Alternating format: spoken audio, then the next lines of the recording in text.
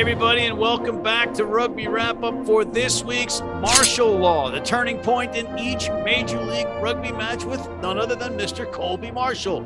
Colby, it is certainly good to see you again, my friend. Just in time for the playoffs, Matt. Just in time for the playoffs. Just in time for the playoffs, and you're going to give us a bit of history on how the teams that made the playoffs and how the other matches happened.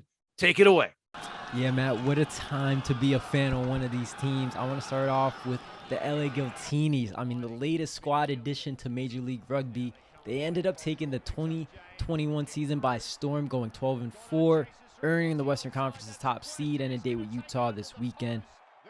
The Giltinis have a strong mix of international players, highlighted by Australian fly half Matt Giddo, who's leading the MLR with 32 conversions, as well as Canadian winger DTA's Van der Merwe, who is leading the MLR with 10 tries to his name. I mean, for me, they're a team that have been dominant at the breakdown all year, have generated quick ball from that area, which led to dynamic open field play from the backs that we've seen from them.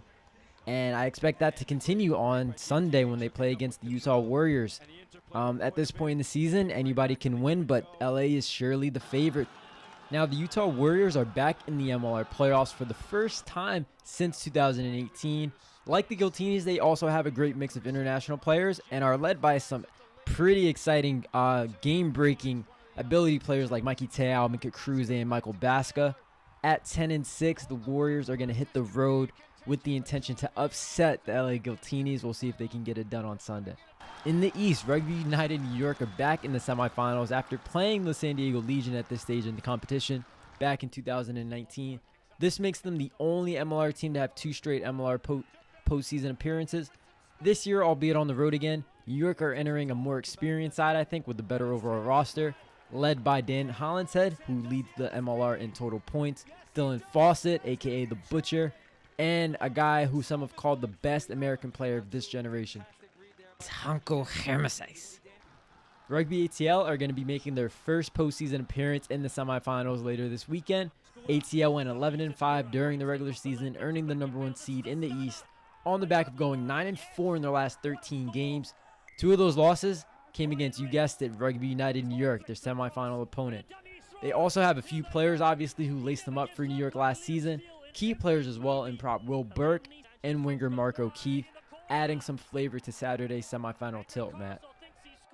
And how about the Atlers going up to Massachusetts to face the Free Jacks in Quincy?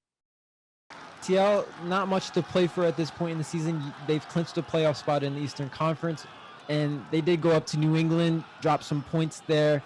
I think the turning point came in the 40th minute when it was 17-5. You know, ATL had the ball. They turned it over. A beautiful cross kick was then made by the New England fly half, who found the ball found the hands of Samu Vondre that touched down for the great try. Bodin Waka having a heck of a season up there. Great season, great finish. Again, just like Old Glory, New England gave their fans a lot to think about in the offseason because they finished great. And kudos to them in that exciting new stadium in Quincy, Massachusetts. Next. Yeah, man. I mean, we had a little preview of the Western Conference Finals last weekend as well. LA versus Utah. And I think LA might have been able to hold off the Warriors late on in the game if one of their forwards wasn't called for that penalty for not rolling away in the 79th minute. The penalty set up the Warriors inside the 5-meter mark where a large maul led to a Manti Te'o try to win the game. But this was an interesting game, man. I mean, the tactics for each team, you really didn't know what was going to happen because obviously they're both going to see each other next weekend. Who is going to play their best guys? So it was a very interesting approach. What do you think in terms of the approach from both teams? I think that Sean Pittman and his guys wanted to put on a show for those loyal fans because they packed that stadium. And they wanted to serve notice that, hey, we're ready to play you guys. We're not afraid to play our guys against you in this dead rubber or whatever it's called. And they had to get the continuity back from the guys that were overseas. So I think it was a wise choice to start their guys. Next one. Yeah, the early game from last week, Houston versus Seattle. Some rather rich rugby was played by Seattle in this game, and the turning point for me came off a great sequence in the 64th minute. Samu Manoa found pay dirt that put them ahead by 21 points. At that point in the match, it was still up for grabs, only a 14-point game with plenty of time left to play, but that put the game to sleepity sleep. Sleepity sleep. I like that. And it was Samu that got that try. Great to see him out there, the USA legend. I think they might have mixed him up with somebody else in the try call, but indeed, it was the legend that is Samu. Next. Congratulations to New York clinching a playoff berth on the back of 4 tries that they were able to score in this game to obtain that bonus point that kept them ahead of NOLA in the standings. And even so, unfortunately, it was a game that New York would have liked to win, which they weren't able to do. I think in the 69th minute, when New York tried to go up by 13, was disallowed for an obstruction call against Joe Miranda when he went ahead and pushed the NOLA player. NOLA ended up going on a 14-3 run after that play, really ending their season on a gentleman's high note, I would say. A gentleman's high note indeed. And you got to tip your cap to NOLA Nate and the NOLA Gold for battling in that one relentlessly to get that win. Neither team wanted to give that one up. Next. Yeah, last game, Old Glory versus Austin Gilgronis. Last game of the week, last regular season game of the season on martial law.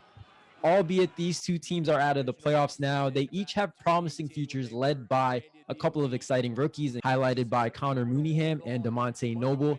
In this game, a game that Noble found pay dirt in, the turning point came right before the half when Austin surrendered possession and Mungo Mason put his boot to the ball that was on the turf, chased it down for about 40 meters, and landed on it for a try to put Old Glory up double digits. Huge blow to give up that try right before the break for Austin. And a great finish to the season with the 2 wins by Old Glory in front of their home fans. Final thoughts, Colby? It's been a pleasure. A great season, a lot of ups and downs, but overall phenomenal experience. Can't wait for these playoffs to start. Go Rugby United New York. All right, go New York, says Colby Marshall. What? Anything else, Colby? And all my Iona guys are in the playoffs. Watson on LA, Connor on Rugby United New York, and John Powers on Utah. What did I say, Matt? We contribute to winning. What do you got to say now? I don't have anything to say except that my boy Will Burke from the University at Buffalo is in there for Atlanta. So in your face. My former teammate for a brief moment. No hard feelings. No hard feelings. No hard feelings. But on that note, Colby, we are out of time in this week's Martial Law, the turning point in every Major League Rugby match.